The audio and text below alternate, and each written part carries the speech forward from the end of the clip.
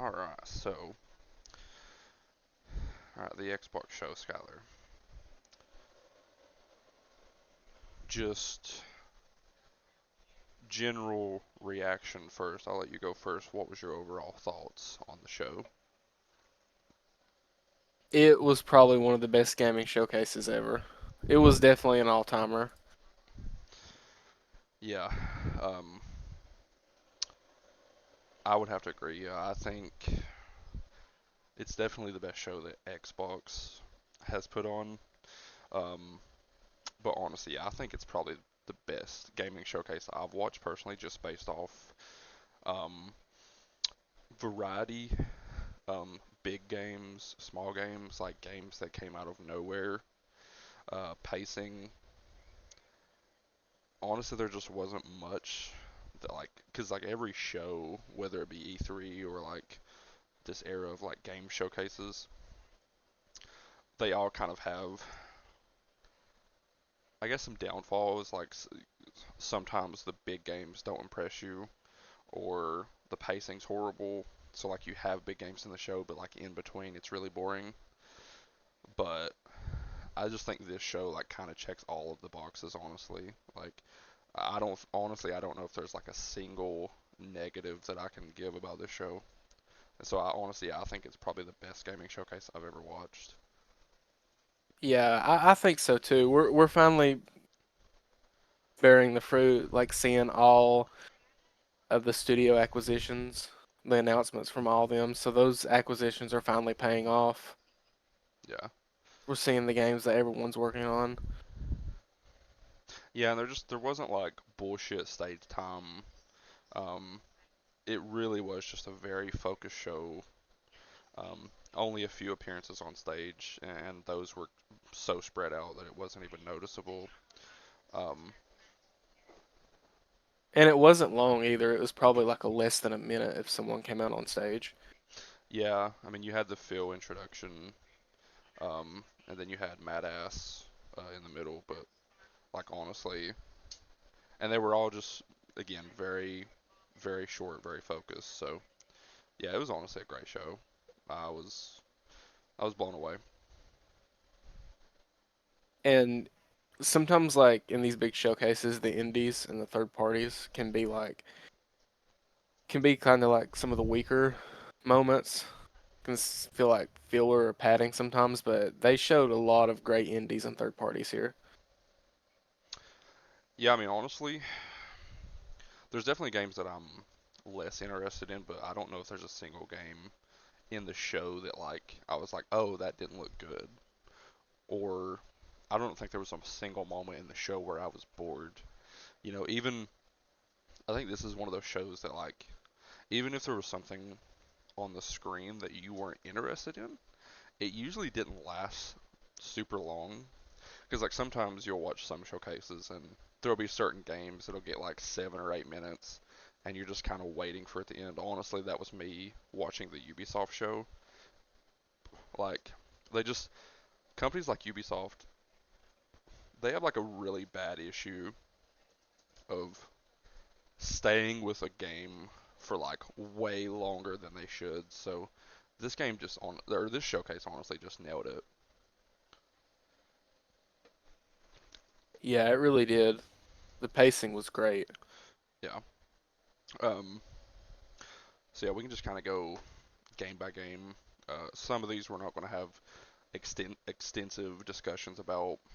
That'll just depend on our interest and things like that. But um, it's actually interesting. Before the show, most people, us included, was kind of like, well, what do they open with? Do they open with Perfect Dark? Um, do they maybe open with Doom? Uh, but they open with Call of Duty, and honestly, it makes a ton of sense. Like when I first seen it, I was like, wait, what? Like, why are we? Like, I don't know. I guess I was just not expecting that for some reason, so it kind of caught me off guard. But then I was like, oh wait, no, this actually makes a lot of sense because Xbox probably had a like shit ton of viewers that were from the Call of Duty side. I mean, I'd been telling you this. I'd been saying like, hey, do not underestimate the amount of interest that Call of Duty alone is going to bring on not only Xbox but this showcase just in general. But so like a lot of people, especially on the Call of Duty side, was tuning into this just to see Call of Duty. They weren't tuning in to see anything else. So it made sense to kind of, I guess, give them an appetizer. You do the countdown and then you go into the reveal.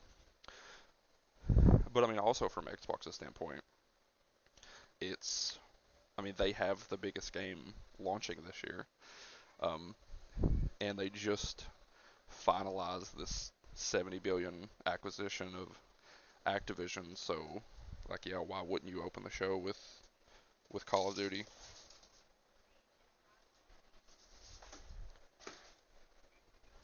And I mean, it looked great too. Like, Yeah, Black Ops 6 did look great. I'm a huge Call of Duty fan, huge Treyarch fan. Well, yeah, I mean that's the thing. I'm a huge Treyarch fan. I've outside of like the classic MW2, MW3, I've never been a huge fan of Infinity Ward. Even the newer Modern Warfares are kind of shit. So I've always just been mainly a Treyarch fan. I'm a huge Zombies fan. Their campaigns are always great. Uh, I don't think I've Yeah, this disliked a campaign single looks one. really good. It looks It's great. even interests me. Yeah, it looks honestly great. And again, the Treyarch campaigns are like actually phenomenal. The Black Ops 1 in particular, I don't think Black Ops 1 gets the credit it deserves for being just an amazing, amazing campaign. So, super excited for the campaign, super excited for multiplayer, very excited for zombies, obviously. So, uh, although I wasn't expecting it for some reason, although now it just makes so much sense, and I don't know why I didn't think about it, but I guess it was just because of the direct. I was like, well, they're going to save Call of Duty for the end, so they're not going to open with it. But I mean, yeah, it makes a ton of sense, and also I was going to mention this when we talk about Doom, but well, I guess I'll talk about that when we mention Doom, or we can just go ahead and segue into Doom, honestly, I guess, because that was the follow-up game. Phil came on stage after Call of Duty. Um, he talked about Call of Duty for a little bit, how it hadn't appeared on an Xbox stage in 10 years, which I was actually going to tweet that because on June 9th, 2024, uh, I vividly remember the June 9th, 2014 Xbox showcase. And so, exactly to the day, 10 years, Xbox premiered Call of Duty Advanced Warfare. They opened the show with that in 2014. So, it was really nostalgic. Um, and Phil kind of mentioned that. He also mentioned that I seen some people take this as like he was taking a shot at Sony when he mentioned he said it had been even longer than 10 years since everyone got the same Call of Duty game at the same time. Basically, talking about how they're going to release all DLCs and the beta and everything for everyone at the same time. But I mean, while yes, that's kind of a shot at Sony, it's also a shot at themselves because they started that first. And that's what he was meaning by that is like, I think it was like Call of Duty World at War. Maybe I think it was that one. Maybe it wasn't, but I think that was when Xbox got the DLC rights. So it's been a long time since everyone got all of the DLCs and everything at the same time, and that's actually something I'm super excited about with Xbox owning Call of Duty now. Is no more of the play it first on Xbox, play it first on PlayStation BS. But Was Call of Duty Ghosts the first game of the PlayStation and Activision partnership? no, it was actually Black Ops 3, 2015. Oh, I thought it was Ghost. No, Advanced Warfare. They, like I said, they 10 years ago they premiered that on stage. That was the last one they had, and then 2015 it went over to Black Ops 3. Did Xbox have the marketing rights for Ghost? Yeah, they actually Okay. showed that at the Xbox One reveal event. Um, but yeah, Phil set up after the whole Call of Duty speech. And Black Ops 6 launches on October 25th, by the way. He set up the Doom, the Dark Ages reveal, which blew me away. It blew you away. Honestly, it blew most people away. I mean, it just looks so fucking good. It looks so fucking good. Um, it's funny because when I first played Doom 2016, I really didn't like it. Um, but man, once Doom clicked for me, and once I beat Doom Eternal, and then I went back and beat Doom 2016, like I fucking love those games. So I cannot wait for Doom: The Dark Ages. It's gonna be so good. Yeah, Doom the Dark Ages was probably my game of the show. Like it just looked so good, like a prequel Doom and then like a medieval style setting. Like I remember talking to you like after like when the leaks came out about Doom the Dark Ages and I was like how are they going to like improve upon Doom Eternal, which is already like a peak first person shooter. And I mean, it looks like they're already doing it like a shield, like a Captain America shield like you can just throw anywhere at demons And you can parry and with it. yeah, you can parry with it. You can ride on like a mecha dragon, Yeah. and you can like even get in like a giant mech to fight demons. I just think the setting looks so cool. It just fits Doom in my opinion. Like the the the medieval slash Doom aesthetic looks so cool. Like the Doom guy's fur cape that he has on, like that is just badass. Yeah, it really is. it, and it was such a good, like honestly, such a great trailer, and also, and this is what I was going to mention with Call of Duty, but I said no, I'll just mention it with Doom. What a fucking way to start your show. I mean, honestly, I don't think because there's a lot of anticipation when you're excited for a show and you're ready to see it. You know, you're just like you're thinking about all the things that might be there. And man, just to start off with a fire ass Call of Duty trailer, and then you go straight into Doom: The Dark Ages, and then this is what I was going to mention. It for me it was like a big throwback to like the OG 360 days where everyone called Xbox the shooter box because I was like, man, they've they just opened the show with Call of Duty and Doom, which both of those they own now. And I was like, man, it was just like such a throwback for me, just like thinking back to like the when everyone called Xbox the shooter box, and I was like, well, they literally own all of like the best shooters now. So I was like, it's just like such a fire way to start the show. Doom the Dark Ages was a good it was a good show opener. Yeah, Like it just screams hype. Like you've got the gameplay, you've got like the soundtrack, like that heavy metal soundtrack. It just Doom the Dark Ages really set expectations for the show going forward. Like you know it was gonna be like a fire show once you've yeah, seen Doom the Dark Ages. yeah. I mean, you open with Call of Duty and then you go right into Doom. Like you just know you're like, all right, this is gonna be great. There's no way it's not. And then they kind of followed that up. Um, the State of Decay 3 trailer was actually perfectly placed because it kind of brought down like it was like the okay, let's calm down here. Let's like that because that's obviously not what State of Decay is. You know, And Doom like brings the adrenaline up. yeah, you get pumped once you see that. You're just like, oh my god, like this is gonna be such a good show. And uh, State of Decay they were never gonna like you know play heavy metal while you're killing zombies in that trailer. It's a excuse me, it's a somber game. Um, the tone they're going for obviously is not the same as Doom. Um, I'm a huge State of Decay fan. State of Decay 2, I've got so many hours in that game. I've played that game so much, and although it's not perfect, I really, really love it. I really love State of Decay 2, and just playing it, the soundtrack is amazing, and the kind of the type of game that State of Decay is, it's kind of like you kind of make your own Walking Dead show. I guess is like that's the best way I can put it because like you obviously there's permadeath. Um, you don't play as like a set person. You don't even create your character. You just play as survivors in the world. Um, and they obviously have their own little backstories and their traits and things like that. But as you play the game, you kind of get attached to the survivors you have, and um, it's just a really interesting zombie survival game, and I was so for me, I really loved the State of Decay 3 trailer, but as I told you, if you're not a State of Decay fan, I don't think that trailer probably sold you on anything. But for me, I'm still very, very much looking forward to that game. I cannot wait, and I'm like, again, I love State of Decay 2, so I cannot wait for 3.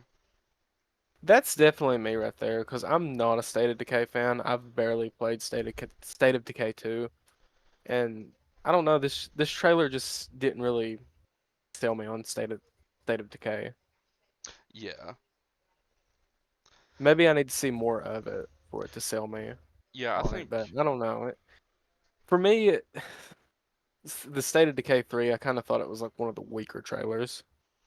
yeah, I definitely understand that. It's like I said, I think if you're a State of Decay fan, you probably really like that trailer. Um, and that's kind of my dilemma with it is because I know how State of Decay is as a video game. Like I recognize the things that that trailer is going for because that trailer is trying to sell you on the fact that you're playing as survivors. Once you lose someone, they're gone. They don't come back. You don't respawn. Like if you lose someone, they're dead. And also like because obviously the trailer starts with the guy and he's got like a little dinosaur keychain, and then that person dies and they take that keychain and they kind of hang it up. And I think that's actually probably going to be a game mechanic, so you can like honor all of your fallen survivors. You can like put something up of them. Maybe I might be wrong, but again, for me, that trailer was. Although, yeah, like even I would tell you, I don't think that trailer was perfect, but I think it gets across the mood of State of Decay. Um, and Yeah, it's the tone. yeah, I think next year once they like show gameplay and once they show like, okay, this is what you do. Honestly, and I also just think like maybe State of Decay is a hard game to sell to some people just because again you're not playing as like a Joel in a post-apocalyptic setting. You're playing as survivors. Um, you meet people in the world. You can recruit them to your little group, and you can then play as them once they're in your group and stuff. And I hope they do flesh those things out more. But yeah, I just think it was just if you're not a State of Decay fan, it probably didn't do much for you. But I'm really excited for it. Um, next after State of Decay, probably not going to spend too much time on this. They showed Dragon Age: The Veilguard. I'm interested in this game, but honestly, I thought this trailer was horrible. And I think everyone else agreed as well. On the flip side, they actually released gameplay, and all the people that hated the trailer actually loved the gameplay, so that's good. I'll probably play Dragon Age: The Veilguard, but I just thought it was a horrible trailer. It was just didn't feel like Dragon Age at all to me. But It's releasing this year, isn't it? Or is it 2025? yeah, it's coming out this year.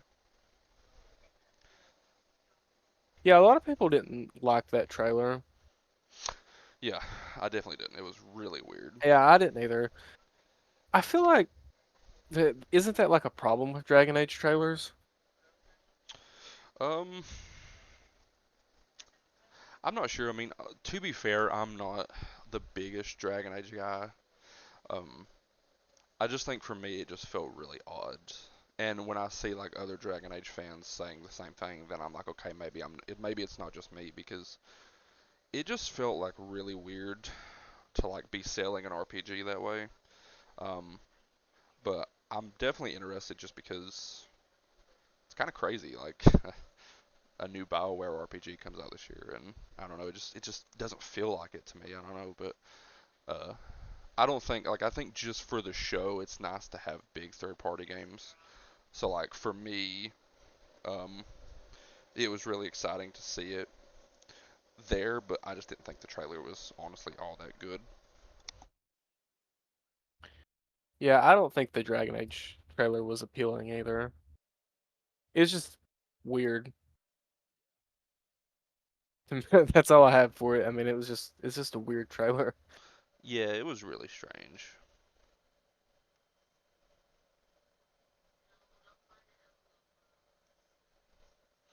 Um,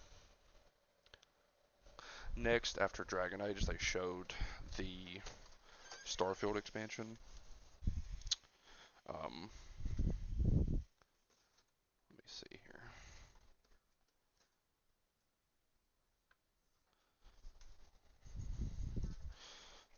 Let's edit that out. I had to get a bug out of the room.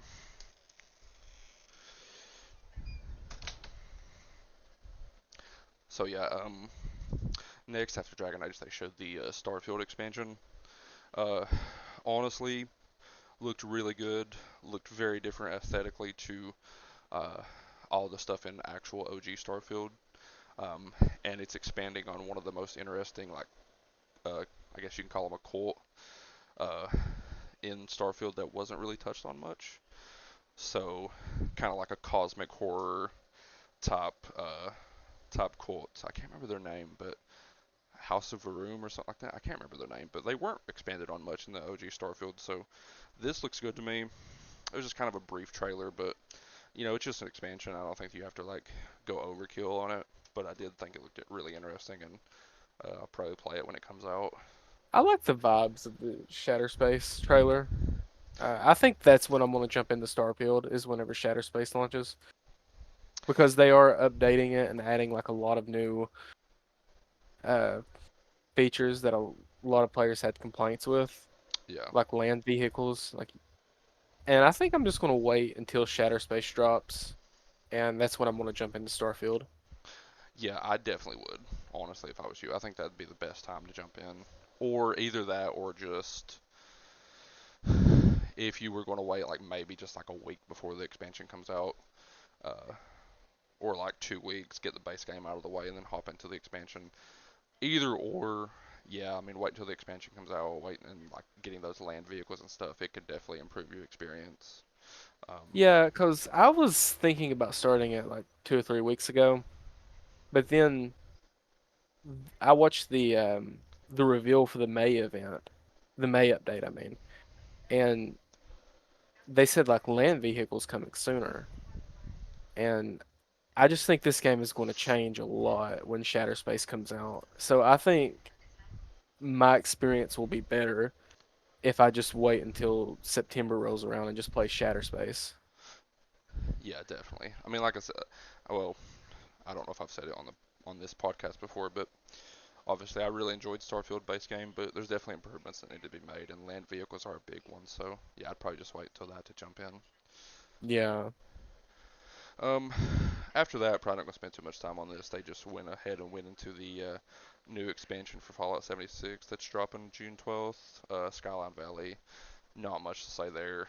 I'm not a Fallout 76 player. I need to play that game, but uh, yeah, I'm not a Fallout 76 player, so I don't really have anything to add. I think it was important for Fallout to be at the show after the success of the show, but yeah, not. I don't really have any opinion on it. Yeah, I don't either. I haven't played much of Fallout 76. Yeah. Next, however, the Expedition 33 game. This came out of nowhere, but it just looks so fucking good. Um, Ben Starr, aka Clive from Final Fantasy 16, is voicing a character in this game, and just a really interesting premise. If I remember correctly from the trailer, it's like uh, there's a painteress, and every time the painteress paints a number, anyone of that age dies. I'm pretty sure it's something weird like that. Yeah, I think it's something like that. It's just really cool look, really cool concept. It's a turn-based RPG. Some people were saying it's uh, what were they saying? It was like American Persona, uh, or like French Persona or something. I don't know, but Who was the developer of it? I uh, don't remember. Sandfall, I think. Sandfall. I think it was. It's It's published by Kepler. it's definitely JRPG inspired. Oh, definitely, yeah.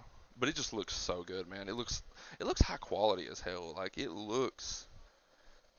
Because at first, when they first showed the game, it was like it was beautiful, like the graphics were beautiful, and they were just kind of walking. And I was like, okay, like what's this? And then you see the gameplay, and it's turn-based, and there's kind of some rhythm aspects to it, where like you kind of like have to time some attacks and stuff like. It just looks really cool.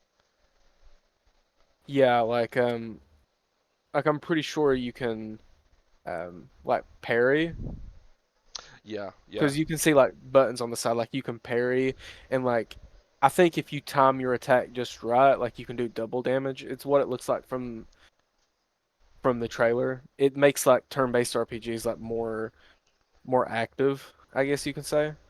That's something that the Paper Mario game's done and a lot of the Mario RPGs done. Yeah, And that game just looks really good. Like that is a unique take on a turn-based RPG. yeah, it just looks really high quality.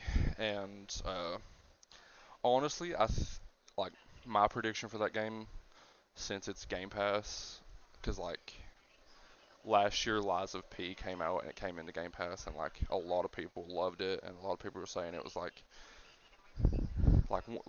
one of their game of the years. And so honestly, I could see this game being the same thing. I could see this game coming out and just everyone loving it because it just looks so good. Yeah, I could see the same thing. I could see the game having kind of like a Baldur's Gate moment. Yeah, it definitely could, or it could come out and be shit. I really hope it isn't, Yeah, but I think it's going to come out. I mean, it just looks very high quality. I don't think it's going to be bad. Maybe maybe like 80s, but I think it could be like or like early 80s. I guess I should because I don't know if it's going to be 90s obviously, but I mean you can obviously tell from the trailer and like perception online that it's going to develop a cult following for sure. and it's going to have its fans regardless if it's good or bad. It had a great first impression. Like I think honestly, I think you could ask a bunch of people and they might even say their game of show was Expedition 33. Yeah, I can definitely see that game having like a Baldur's Gate moment. Like you take something um like a turn-based RPG, something that's not really popular mainstream, and you just take like a unique spin on it and you modernize it and it just appeals to like a lot of people. Yeah, and it's those games like it's games like Expedition 33 that really make or break a conference because obviously you have your big announcements, but it's those games in the middle that keep people entertained and kind of show them something that they wasn't expecting. Like so many people in reactions were kind of caught off guard by like what the hell? Like this is like a turn-based RPG with like AAA production value, like interesting story. It just kind of caught everyone off guard, and it's those games that like really add to the conference for people.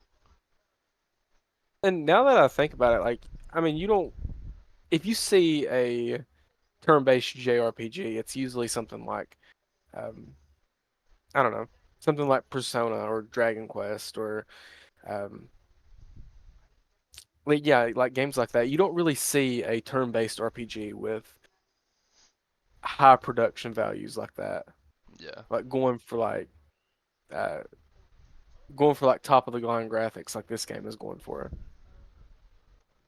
yeah, it looks so good, and it launches next year.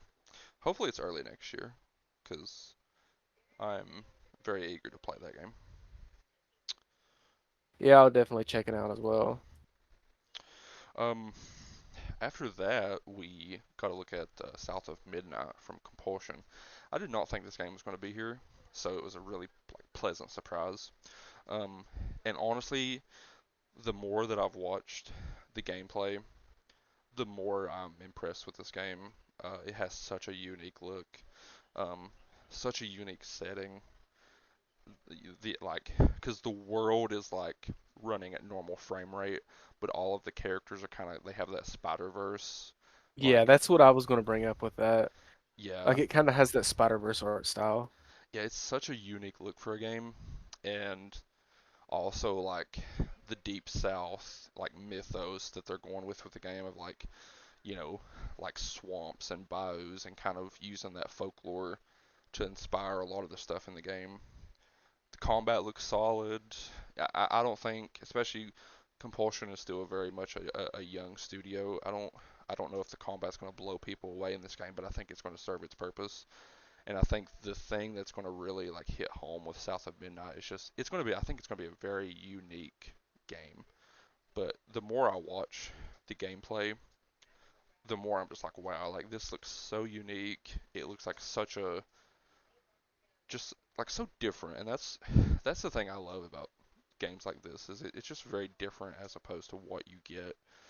Obviously you're with this show, you know, it's headlined by, it opens with two shooters, but then you get something like this, which is just very different from everything else. And I really, really hope South of Midnight is a success for Compulsion.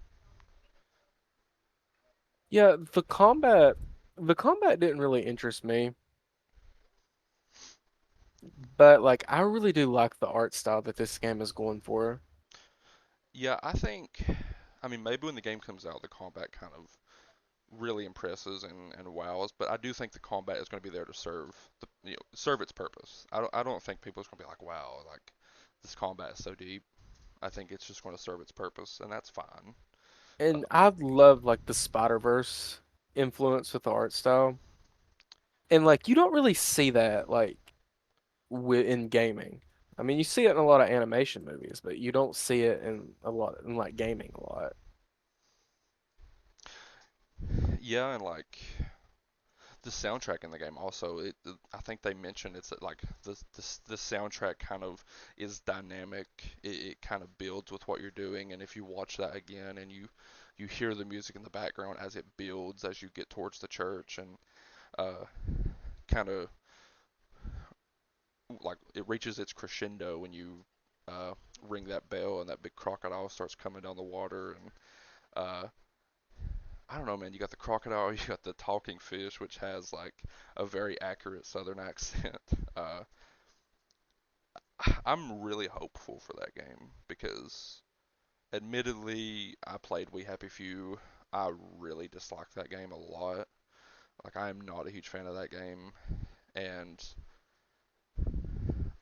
I really hope it's a win for that studio because even going back to like the 2018 Xbox E3 when they announced those first like batch of studios, I kind of always feel bad because Compulsion was like the one that like everyone was like, why'd they get them? Like, why'd they buy Compulsion? And I really hope they prove like, no, well, this is why they bought us because we're very creative. Yeah, I think I was shocked to see that here. Like Yeah, you said yeah, earlier, I was not expecting that to be here. But I think if Microsoft does a developer direct at the beginning of the year, I think we'll see it there again. yeah. I really hope so. I hope it's because they did announce 2025. I hope it's a spring title. That would be really nice. But And that might sell me on the game's combat and stuff that I didn't really like from the trailer. yeah, But yeah, it was a huge shock that this game was here because I mean, we wasn't expecting it going into this event. yeah. After that, they showed the new expansion launching for World of Warcraft. Um, Not much to say here from us. I would love to play Warcraft, but I almost feel like it's too late. I mean, the game's been out 20 some years. Uh, I don't know. I'm interested in Warcraft. I would love for them to bring it to console, but That's what I thought that trailer was. I wish. Yeah, I thought they was porting it to console. I definitely think they will at some point, but yeah, it's probably just too soon. I think they'll, because again, you paid 70 billion for Activision, so you probably want to get something like that on console. Although I don't know what the audience would be for it. I guess honestly, I think Final Fantasy 14's proved that you can have a very successful MMO on console. So I think Xbox should definitely want to uh, put that out on console. I hope they do at some point, but yeah, there's not much to say. I mean, it's new Warcraft expansion. If you're excited for it, you're excited for it. I know the next thing I was very excited for. I know you're extremely excited for it. They kind of shockingly, MGS3 remake was here, and it followed the Warcraft DLC, and it looks phenomenal. Like it looks Yes, it actually really incredible. does. Yeah, Metal Gear Solid 3 looks really good. No release date though, which sucks. Like not even a year, and it was supposed to come out this year, so I don't know what that means. But Like I wasn't expecting, I don't think anyone was expecting for this game to look as good as it does. yeah, I mean it's definitely not like it's not trying anything crazy, which is a good thing in my opinion. It's not trying to reinvent the game. It's literally just let's remake MGS3 and let's do it faithfully. Yeah, it's basically MGS3 but with a fresh coat of paint. Yeah. But that's a good thing. It yeah, it is. And again, yeah, that's part of like why I'm impressed with it is like it's not a developer coming in and saying like let's put our spin on MGS3. It's like no, let's remake this very faithfully because I'm sure Konami's wanting to win some trust with fans. So, but it And looks phenomenal. it's a huge like W to the Metal Gear community because like I mean we've been waiting for a new game for a while, and Kojima left, and Konami was making. Um, they remastered MGS3's cutscenes for pachinko machines in Japan, and I mean it's just a huge W to see Metal Gear back again. It is. Yeah. Like I've waited for this for so long. Must suck to must suck to be a developer on this and you like work your ass off and you make like this very clearly a high quality product. Um, something that probably is taking a lot of work and stuff, and then you load up Twitter and see that MGS fans are complaining because it doesn't have the fucking piss filter from 2000 whenever it came out. I don't know if you've seen this, but Oh yeah, I don't know why people are complaining about that because I mean I think it looks incredible. yeah, I mean, I think they did confirm that you can add that filter. I'm not going to spend too much time on this, but I just think it's silly, and I think that a lot of gaming communities deal with this. Obviously, I'm a big Halo fan, and I think the Halo community is extremely toxic because, especially for franchises like this that have been around for a long time, I don't know what it is, but man, it's like you could give them an MGS3 remake that's faithful, but man, you don't include a piss filter, and it's just the end of the world. And it's I just think it's so silly because again, the Halo community deals with the same shit. Like you could like this rumored Halo 1 remake, I guarantee you there's going to be someone mad even if they do something like add sprint to the game or literally anything. They could like change like a very small thing and then the community is going to be in shambles and arguing and it's like, man, like can we really like how do we please you guys? Like we just showed you an MGS3 remake that looks fucking amazing and you're complaining because it doesn't look like piss. I don't know, it's crazy to me, but that's all I want to say. It's just insane. But it does suck we didn't get a release year. I was hoping it would come out this year. Yeah, I was too, and it was even rumored to come out this year because Sony posted a video and Silent Hill 2 and Metal Gear Solid 3 was both in that 2024 release lineup. Maybe they're just literally like not giving a year, but like maybe at Gamescom or something they'll come out and announce like, oh no, like it actually is launching November or something. But it very well could be next year. I think they are expanding like some stuff. Like there is going to be like some new things, and correct me if I'm wrong, or I'll have to look into it. But they are like expanding stuff um, like camouflage. You know how in the original game, like camouflage played like a really big played really big into like stealth and stuff like that. Yeah. I think they're adding like that, and like you know how in the original MGS3 there was like the injury game mechanic. Like Oh if yeah. Snake got an injury, like you had to go and repair him up.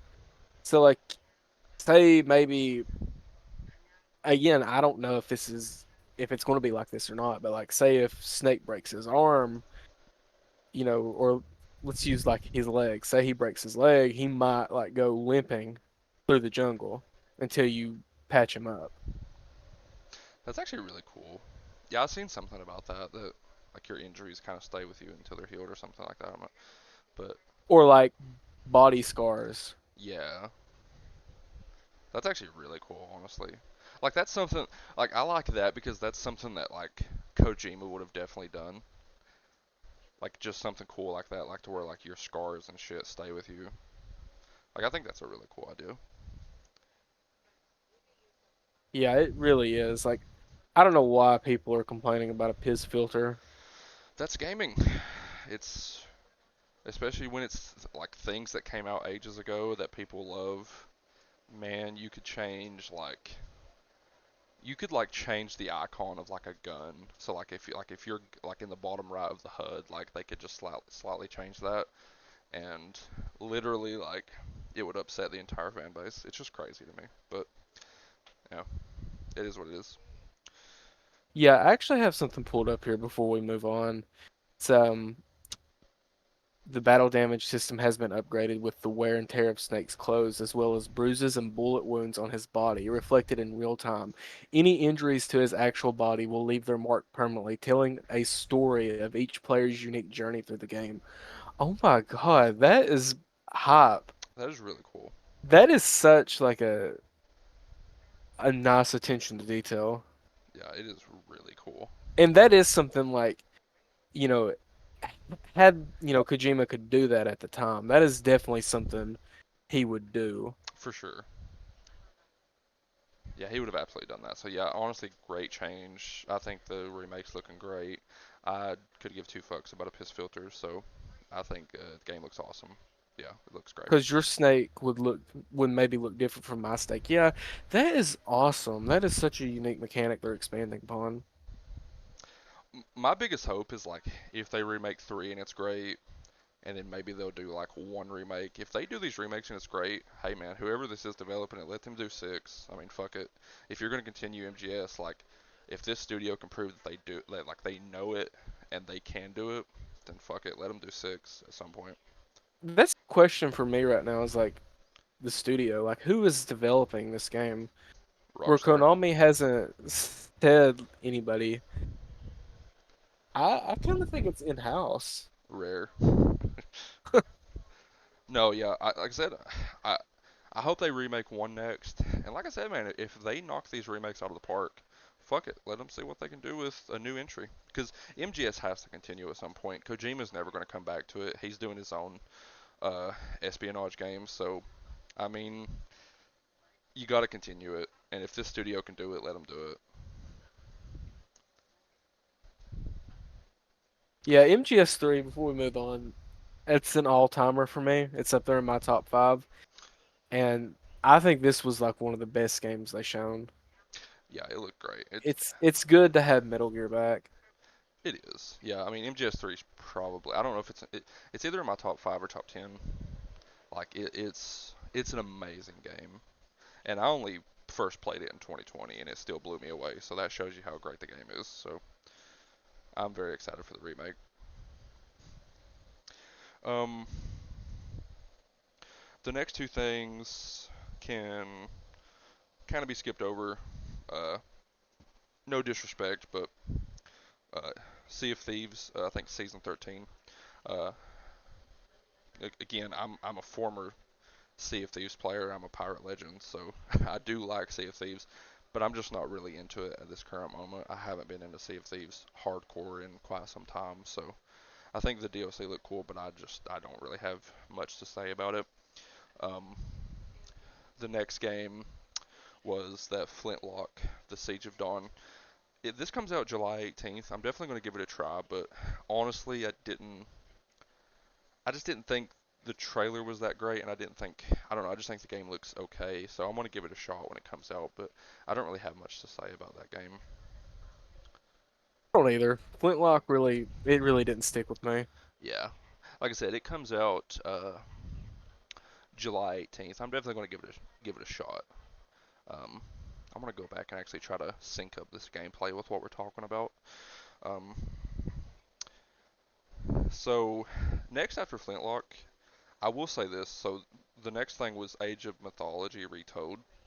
And I'll be honest with you, I actually think this game looked really good. So, I've tried Age of Empires in the past, and this to me just looked so much better than Age of Empires because with the mythology aspect, it kind of looked a little over the top, not in a bad way. It just like you have all the Greek gods there, and you have like these like very powerful abilities, like Zeus abilities, and Ra and Odin and shit. Like it just looked really cool to me. And it is coming to console September 4th, so I'm probably going to give this game a shot. Honestly, I actually thought it looked really fun because again, it's like no disrespect to Age of Empires because I think Age of Empires is cool, but this just looks so much more fun to me because it's kind of having fun a little bit with the mythology side and with these like unique gods and their abilities. So I actually thought that game looked really good. I don't know if you have any opinions on it, but I just wanted to give it a shout out. Is this a remake of the first game? Yes. Or okay, I didn't know if it was a remake or a new game. Yeah, it's a remake. I'm hoping that if it does good, that they actually make a new Age of Mythology. Because, like I said, I would personally be more interested in mythology than Age of Empires. Does it play kind of like Age of Empires? I'm Because I pretty have sure, played yeah. Empires 4, and I thought that was a good game. Yeah, it plays similar, if I remember correctly. I don't. I'm pretty sure it's pretty much the same thing. It's just with the Greek gods and stuff. Um, maybe I'm wrong though. Maybe I'm sure it has its own unique things, obviously. Yeah, I'll definitely give it a shot if it comes to Game Pass, but games like Age of Empires, like I'll play it for a little bit, but it really just doesn't stick with me. Yeah, yeah. I'm really excited for mythology, but But Mythology did look good though. yeah. Um, the next game, another game that blew everyone away, including myself. I think you as well. The initiative finally gave us our first look at Perfect Dark, and oh my god, man, this shit looks fucking amazing. Like, this looks fucking great, dude. Yeah, Perfect Dark did look really good. Yeah, I mean it's taken a lot of inspiration from like immersive sim games, games like Deus Ex and things, and it's also got some Mirror's Edge in there. But man, it just I don't know, it just looks so fucking good. Uh, wasn't I mean it's from some of the leaks and things I've seen, I guess it kind of matched up with what I was expecting, but it was also a little bit different than what I was expecting. Um, I just really like, and if you go read the Xbox Wire post they put out, they pretty much said, I'm probably paraphrasing, but like they basically said like they're going to put you in these environments and like they're going to give you these tools and like if you want to be stealth, if you want to find ways around certain things, you can do it. You can obviously go guns blazing, but it just looks so good. And in an age where we don't get a lot of like stealth games, especially AAA stealth games, like this just looks fucking great. And it's really cool to see Perfect Dark make a And comeback. immersive sims, we don't really get a lot of them anymore either.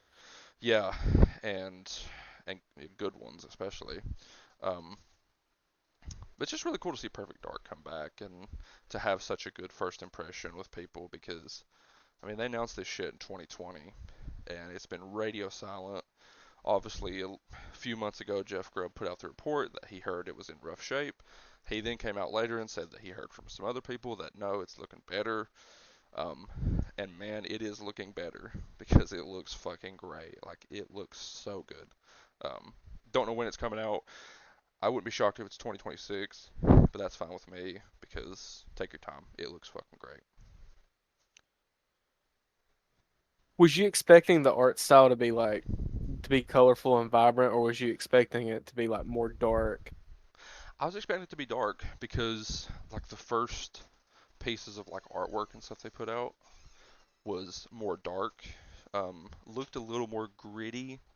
So yeah, I wasn't expecting it to look the way it did, but I'm actually I prefer the way it looked. Um, Yeah, I was expecting that to be like dark and gritty, um, then have like a lot of vibrant colors and stuff. But I do love the way this game looks, and I yeah, love all the gadgets that Joanna has. yeah. Story seems interesting too. Like man, it honestly checked all the boxes for me. I can't wait for it, and it was like such a good first impression. Yeah, and like they said that this game was in rough shape, but I mean it doesn't really look like look like it from that trailer because that trailer just looks so good. Yeah, yeah. I mean, And like Jeff Grubb did come out, and like he said, he talked to more people, and they said no, it's looking better. So I just think that's game development. I think you could talk to someone at one point, and they'll say no, it's like looking like shit. But then in 2 months, you've hit some milestones, and all of a sudden, everything's okay. So it's definitely looking good.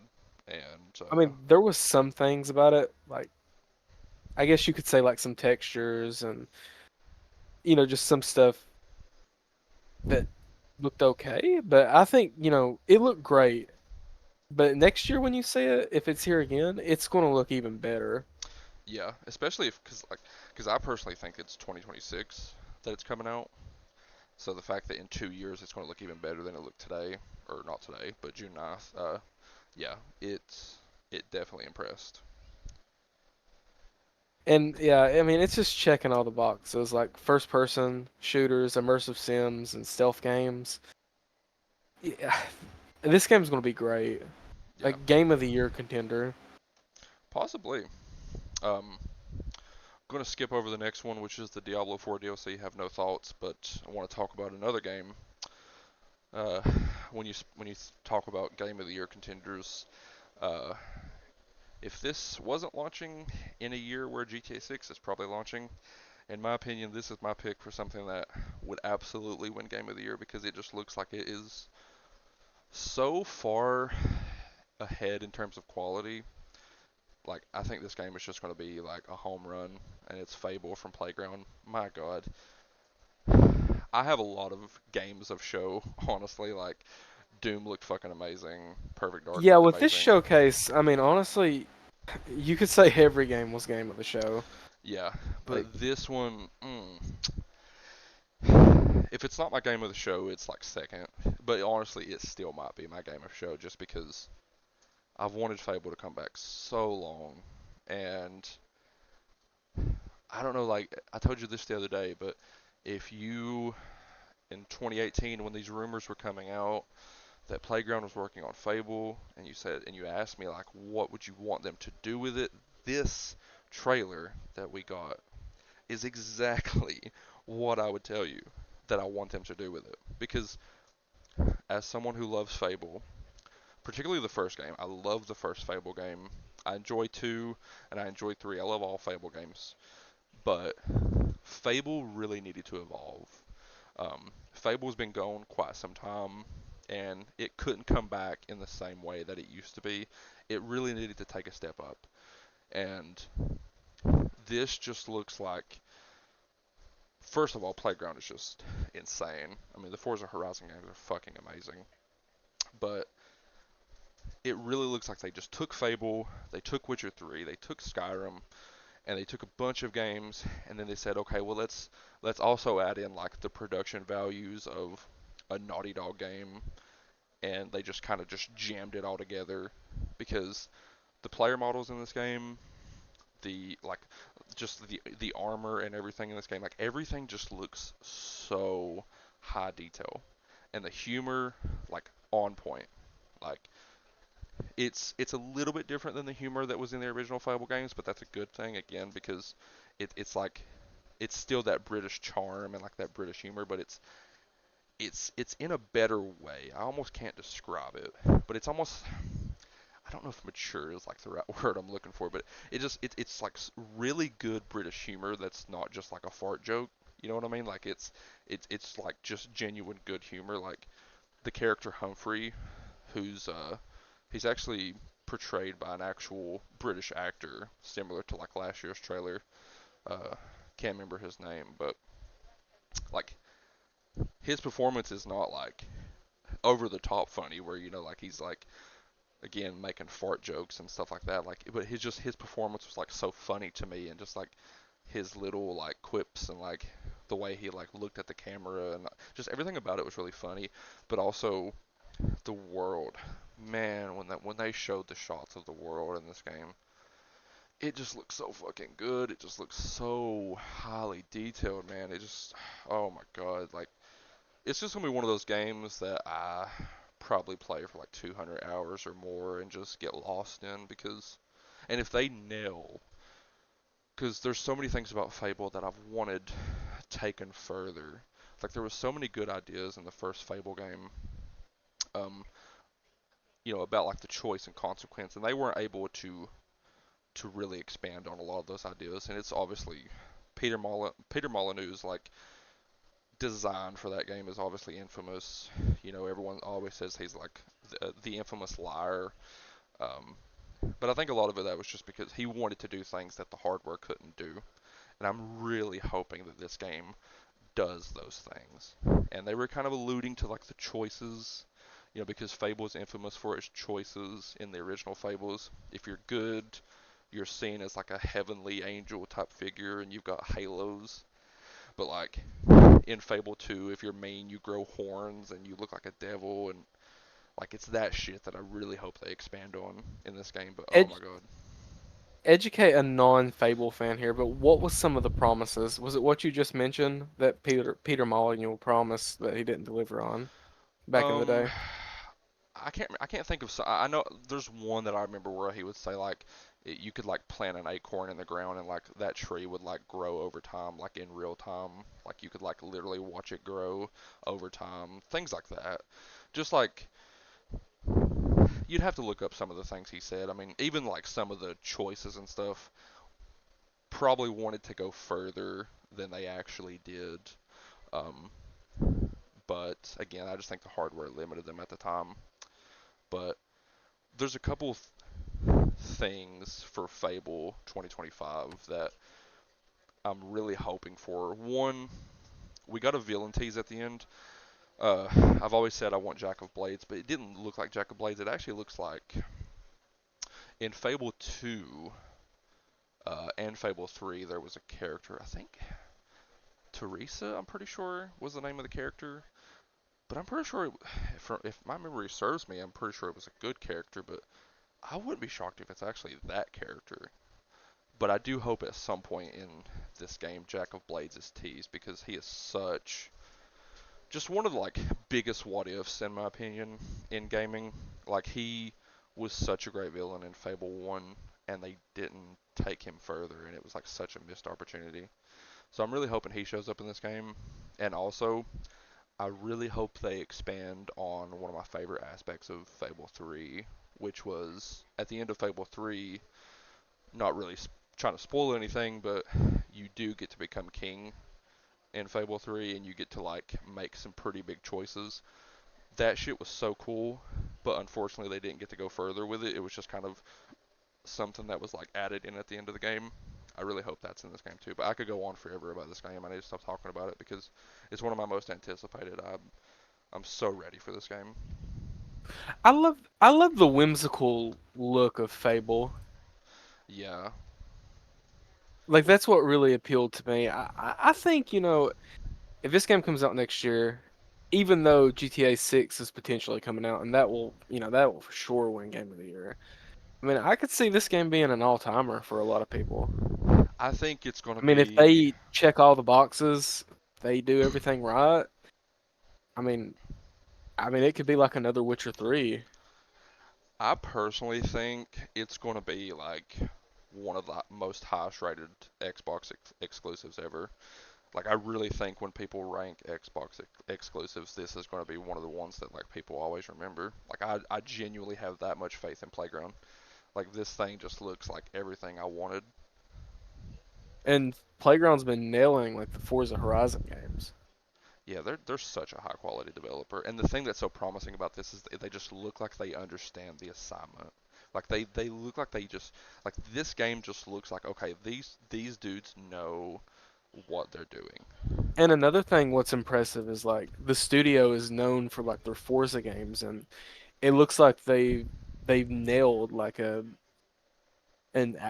action RPG like Fable. Yeah.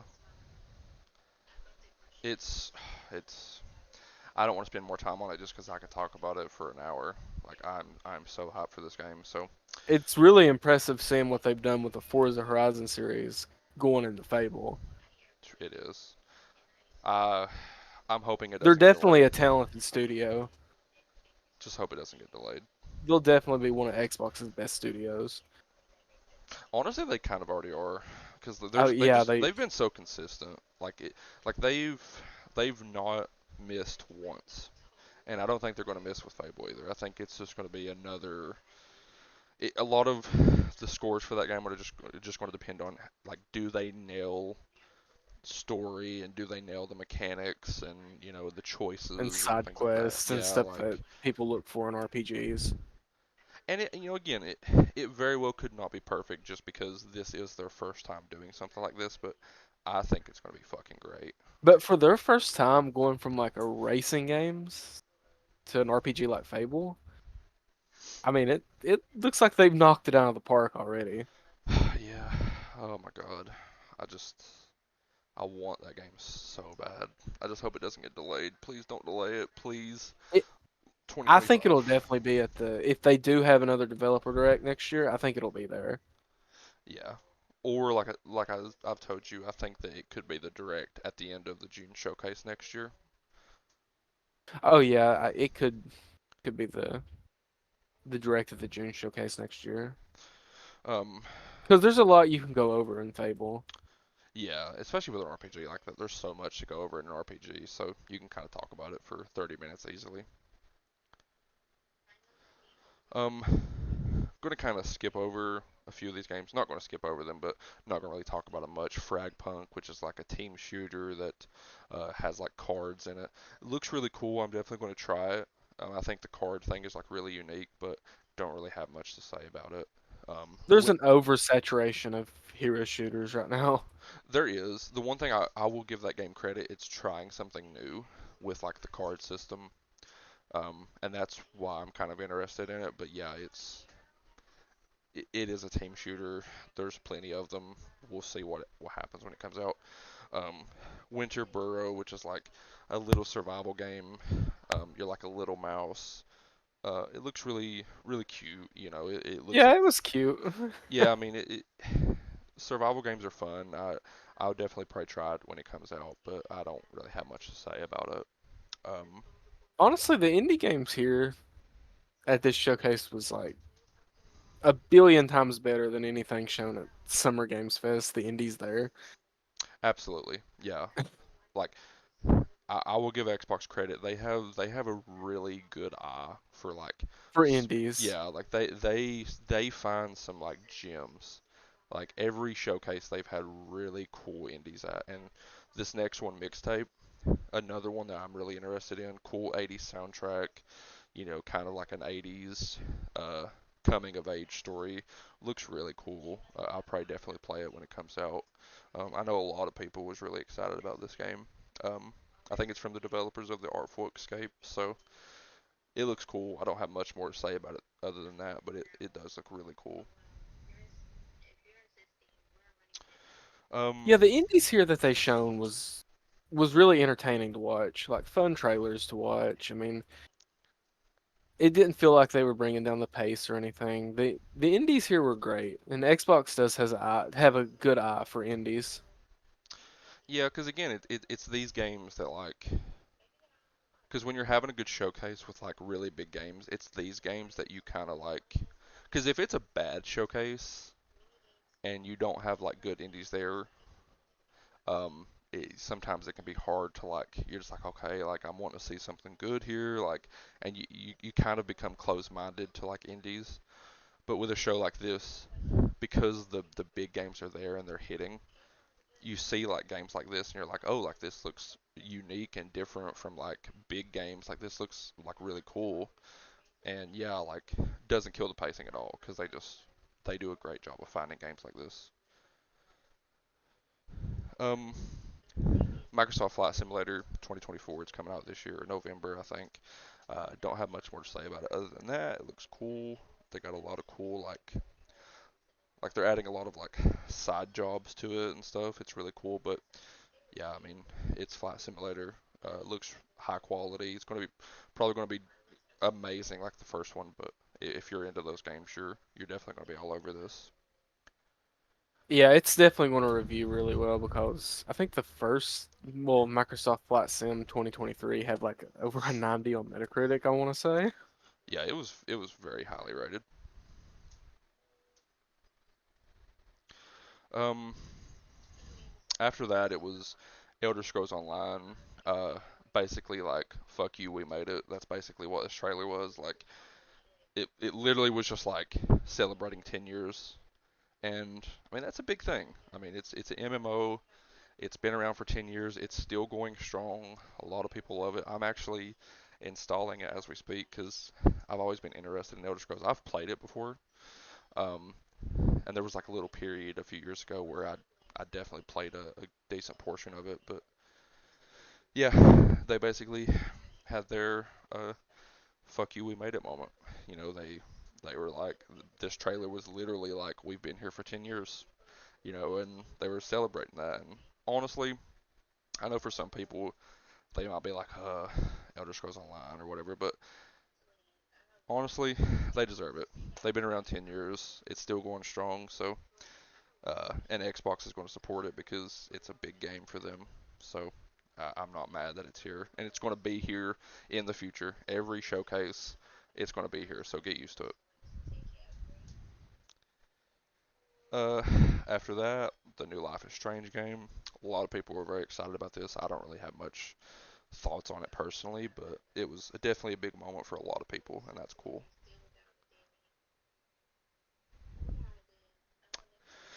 Um, After that, Indiana Jones and the Great Circle. What was your thoughts on what they showed for Indiana Jones at this showcase? I mean, it still looks great. Yeah, I agree. It looked good. The one thing I will say, I I would have liked more gameplay. It was like a yeah, lengthy cutscene, and that's cool. And they basically like hammered home like, we understand the vibe of Indiana Jones. Like, we understand like the kind of cliche like Indiana Jones movie thing and stuff. Like, we get it. So that's cool. But personally, like, I definitely would have loved to have seen like actual gameplay, like and more gameplay, I should say. Troy Baker is a great Indiana Jones Yeah, from he what we've really seen is. so far. He's really nailed the character. Yeah, you don't really think about it. Like, I think I've already gotten used to the fact that it's not Harrison Ford voicing Indiana Jones. Like, it's really not that different. So like, I don't think I'm gonna have an issue with it. Uh, Yeah, yeah, I know. I wish they would have shown like a little gameplay segment like they did with South of Midnight for Indiana Jones they showed instead of like this flashes, but yeah, cinematic. Yeah, they showed flashes afterwards. yeah. I wonder if they were just trying to like, maybe their thought process was like, okay, at the developer direct we showed a lot of gameplay, so now we're going to show like a scene and kind of show people like, okay, we understand, like, this is going to feel like a movie when you're playing it, you know. I don't know. I definitely would have liked more gameplay, but I still think it looks great and I'm excited for it, and hopefully it Have launches they this year. confirmed a release date? No, just 2024. I wonder when this game's gonna come out.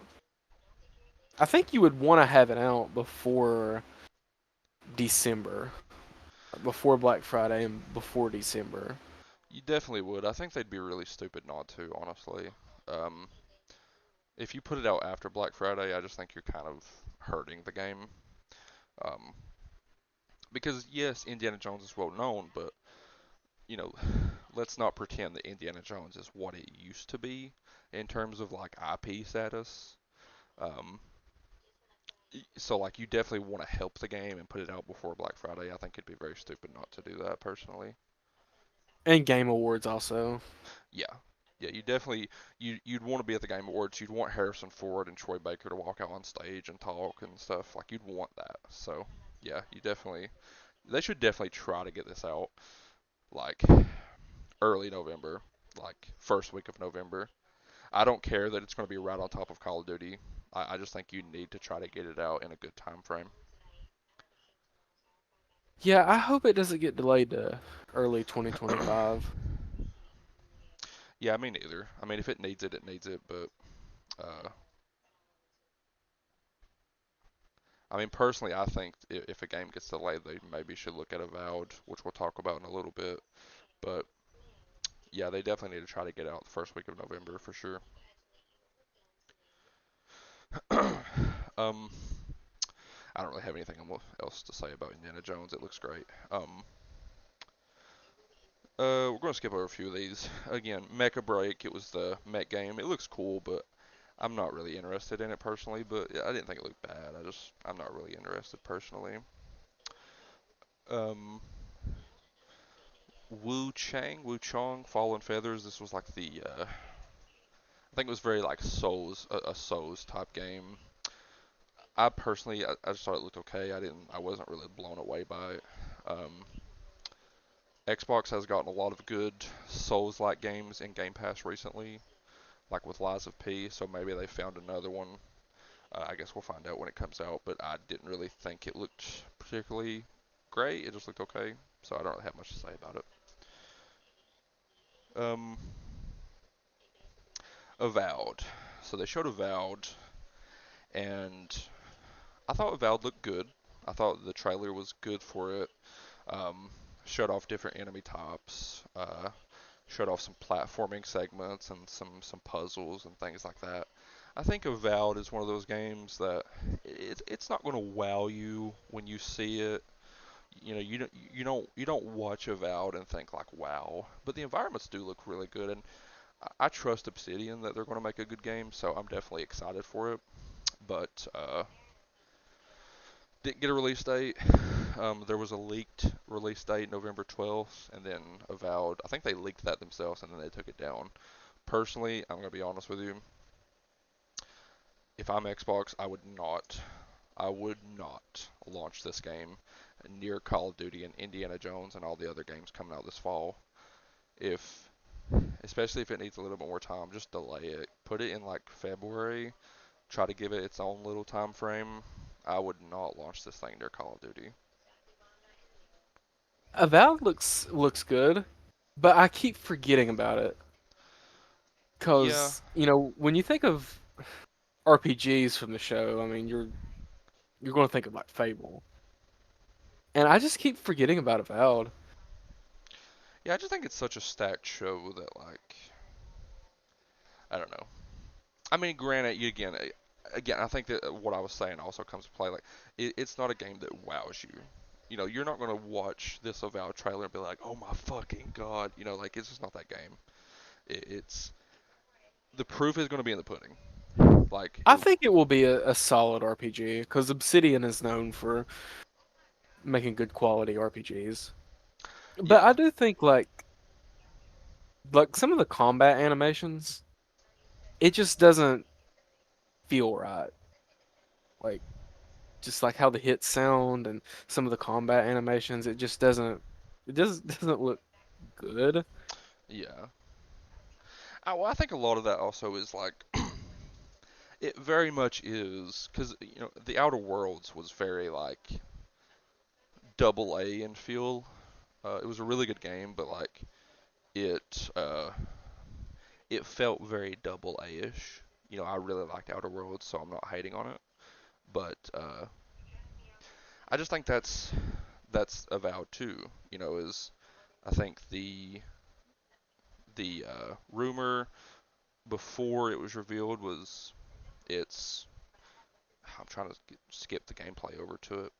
Uh, the rumor was that it's Outer Worlds but fantasy, and I mean, yeah, that's what it is. It's So basically like Obsidian's Elder Scrolls.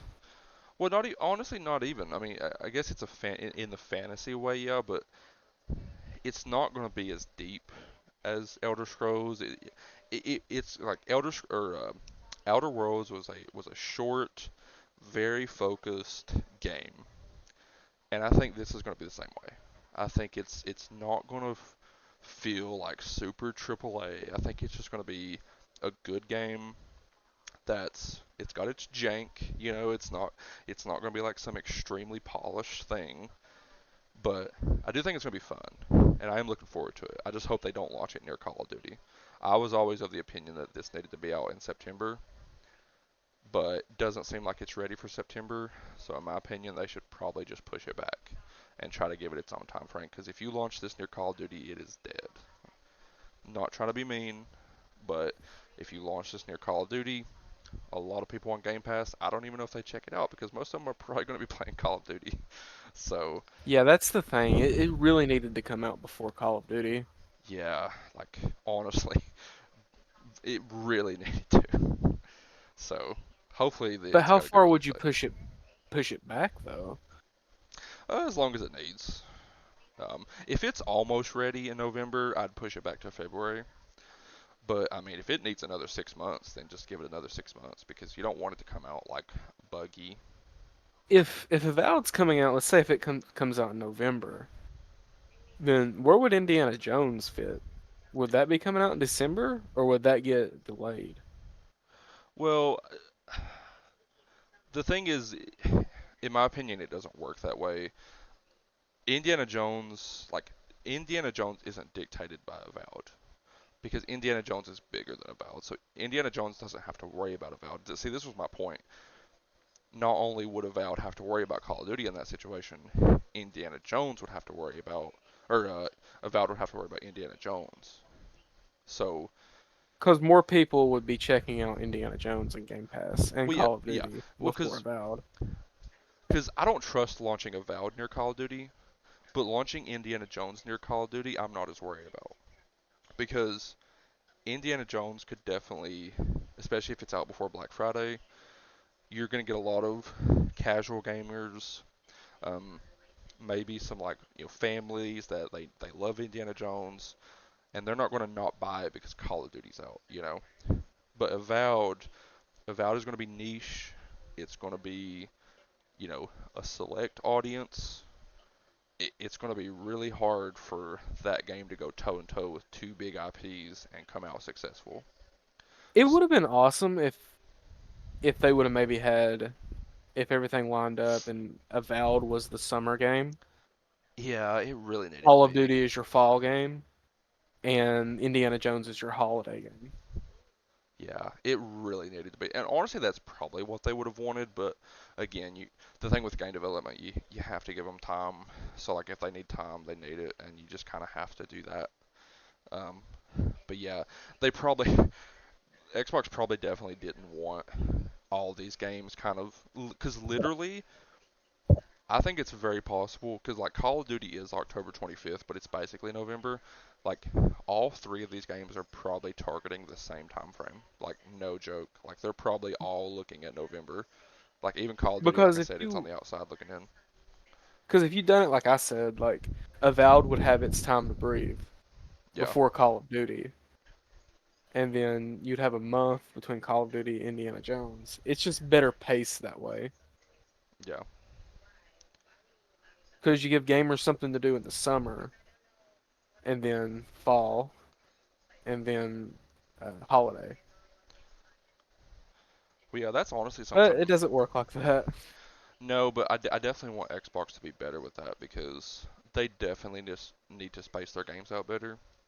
Because I know they've talked about in the past of having a big game each quarter, and literally their 2024 is going to be Hellblade in May, and then three games in Yeah, it's like just such a November. huge like no summer.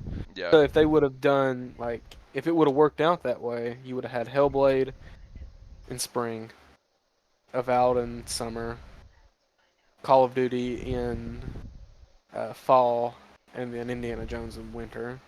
yeah, That would have been perfect. yeah. It would have. So next was Atom Fall. I think this is from the developers of Sniper Elite. I could be wrong on that. Um, but this looked really cool. I mean, it looked post-apocalyptic. It looked really interesting. I don't have much to say about it because honestly, there's not much to take from the trailer. It's first person. Um, it looks like a really unique setting, but there's not much more to go on it other than that. I'll definitely give it a shot when it comes out. But yeah, it looks interesting. The, not much more to say other than that. Um, Assassin's Creed Shadows was next. I've been out of Assassin's Creed for quite some time now. I do think this one doesn't look horrible. I might give it a shot, but honestly, I'm just not really a big Assassin's Creed guy. I just think most Assassin's Creed games are pretty boring. Um, so I don't know if I'll play this game or not. Kind of reminds me of Ghost of Tsushima a little bit. Yeah, I just think Assassin's Creed's really boring personally. So I don't know if I'll play it, but yeah, I'm God, I glad it was haven't been there. interested in an Assassin's Creed since I thought 3 was really good. Assassin's Creed 3 Yeah, I've and thought about Syndicate. playing two. I've thought about playing two recently, but yeah, the new Assassin's Creed especially, I'm just not a big fan of, so I don't have much to say about it. Um, Stalker 2 looks amazing, looks really good. Comes out September 4th, can't wait. Shout out to what is the developer's name? GSC Game World. Yeah, that's their name. Uh, I completely forgot about Stalker 2 coming out in September. yeah, September 4th or 6th. Wait, what was it? September 5th. This article from Polygon says so. Um, yeah, honestly, just shout out to GSC Game World. Uh, in the middle of a war, making and finishing a game. They've lost studio members to the war. I can't imagine what it's like to be in that setting and still trying to be working on a game for your fans. So honestly, just shout out to them because it looks fucking great, and Yeah, it's it really does. And honestly, like this showcase was so stacked. I'm forgetting a lot of good games yeah. that they've shown. There's so much. But yeah, I don't have much to say about Stalker 2. I'm just ready to play it. I think it looks great, and like I said, I just think it's awesome. Um, like it's really inspiring to see a studio that is literally in the middle of a war, and they have worked on this game. It looks great. It's coming out. Like that's I can't even imagine it. So just shout out to them. Can't wait to play it. Definitely be supporting them. Um, and then before the closer, they kind of announced some new Xbox consoles. I'm not really going to go into the discussion on those. It's just digital versions and stuff like that. So it is what it is. Just the white digital Series X and stuff like that. But we get the closer Oh my God. before the Black Ops Direct, which is Gears of War E-Day. Want to give myself a little bit of a pat on the back here, um, because I've put out a few, like last year, everyone was wondering if Fable was finally going to get revealed, and most people said no, it's too soon. But I was one of the very few people that came out and said, nope, I've heard that Fable's there. And sure enough, it was. Nobody cared that I said that, but it is what it is. And then in January this year, I put out another report that I heard that Gears was getting a soft reboot because most people didn't like 4 and 5, myself included. The game strayed too far away from what made Gears Gears. Characters were very boring. Um, most people in the Gears community didn't like those games, which is very apparent when you watch reactions to E-Day and the excitement that this game is bringing back to the Gears community. So I just want to give myself a little bit of a pat on the back because, uh, yeah, I was one of the everyone. Every time I see people talk about this, it's like nobody was saying this. Nobody was saying Gears was going to get a prequel, and I'm like, oh no, I was saying it. I said in January that Gears was getting a soft reboot. So uh, I'm so happy. Like this is literally the best possible direction they could have went with Gears. If it would have been just Gears 6 picking up the story from 5, I would have been less excited because honestly, I don't care about the story they were doing in 4 and 5. This going back to the bros, the boys, Marcus Phoenix and Marcus and Dom Dom. Young. You know, this is again for those of you who don't know Gears lore. Emergence Day is the day that the Locust came out of the ground and all hell broke loose. And this is 15 years before Gears 1. I've seen a lot of people say, oh, yeah, Gears 6 is still going to happen because Coalition said they're honoring those games. Like, there's 15 years between E Day and Gears 1. This is the direction they're going. Like, this is the direction they're going for Gears. They can do a literal trilogy with the amount of time they have from E-Day to Gears 1, there's so much stuff that can be touched on from E-Day to when you get to Gears 1 and Marcus is in jail in the slab, I think is what it's called. Uh, there's so much stuff to touch on there. And I see people saying like, "Oh yeah, Gears 6 might happen one day." Like this is the direction they're going for Gears because it needed to happen. It needed a soft reboot. The Gears community was honestly all but dead. Like it was really bad. Like interest in Gears was at an all-time low. Uh, and this was like the perfect way to get people excited again. You go back to the characters people care about, fighting Going the back to basics. yeah, and you're fighting the enemy that people care about, the Locust, and the Coalition have came out and said it's going to be like there's going to be horror in there, like the OG Gears, and it's going to be dark and gritty, and man, like I'm just so excited. I can't The wait for this the game. trailer was so great, and it was such a beautiful trailer Got me because teary it eyed. was like harping back to old school Gears trailers. Yeah, it got me emotional, man. When Marcus's when that Poe uh breaks and Marcus starts to You drop, hear and the then chords of Mad World yeah, after like Dom catches him. you see the hand and you hear the song and you're like, that's Dom. And it just yeah, it brought me back to the old school days of Gears. Um, man, I'm so excited. And in my opinion, like when you watch this Gears trailer, you're looking at the launch title of the next Xbox. Because in my opinion, this is what they're going to launch the next Xbox with in 2026, the 20th anniversary of Gears. How what better way to do it than launch the next Xbox in 2026 with Gears of War E-Day? Um, but yeah, man, That'll be 20 years of Gears. yeah, 2006. That's crazy. It's 20 years of Gears.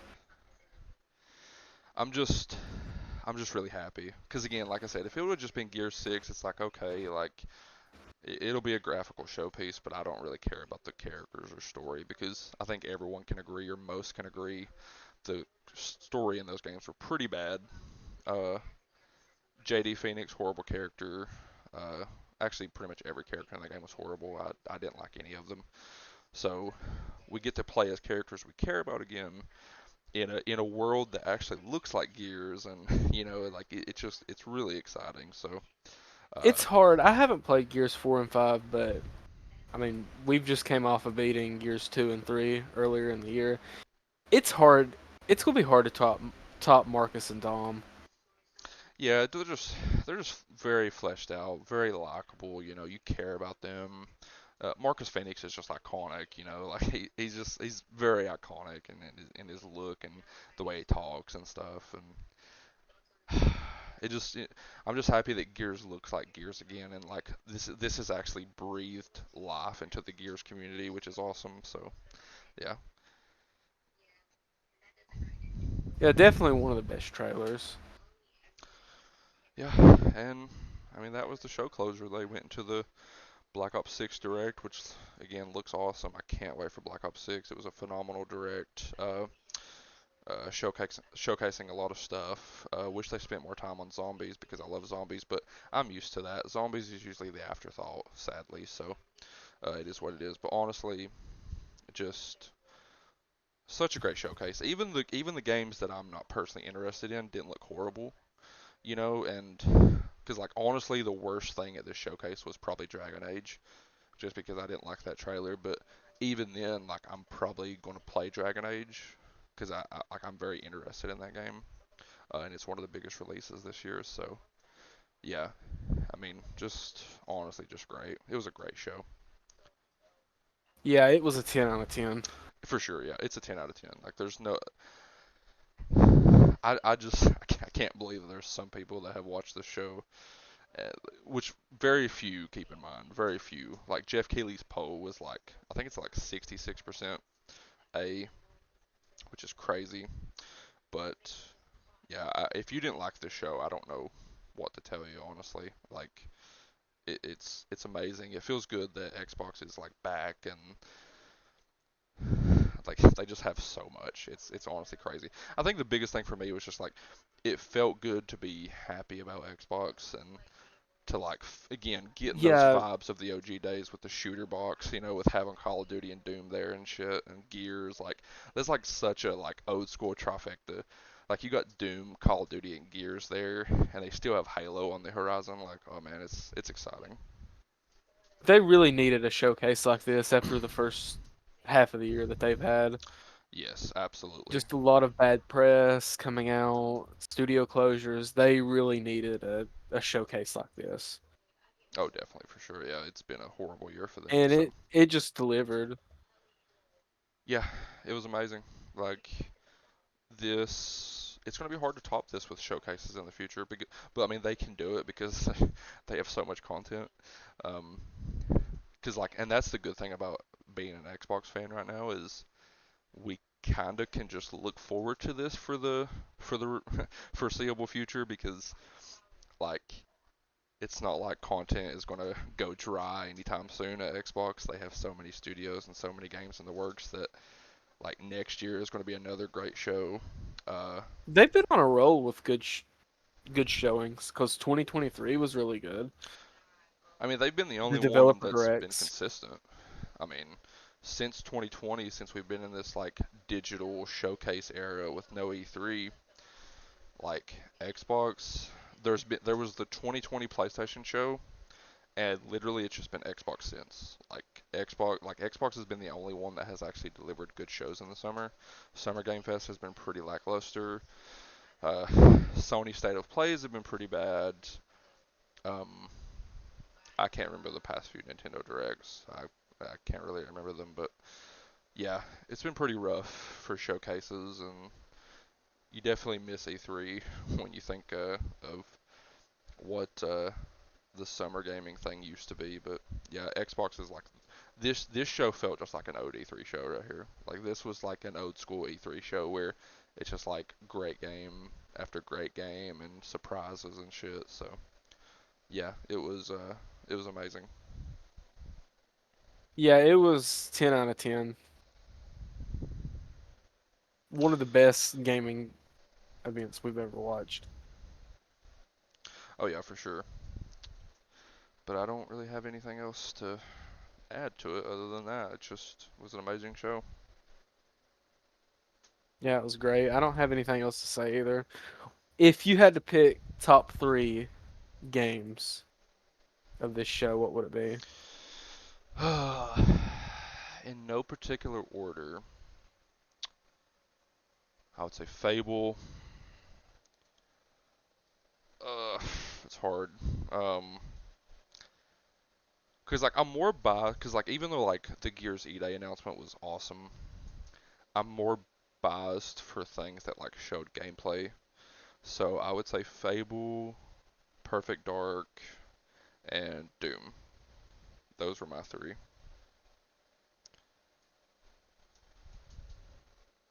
Okay, my three are, and I literally just thought I had my three picked out, and then I just remembered something else. That's how stacked this showcase was. It's Yeah. like everything could be a game of the show.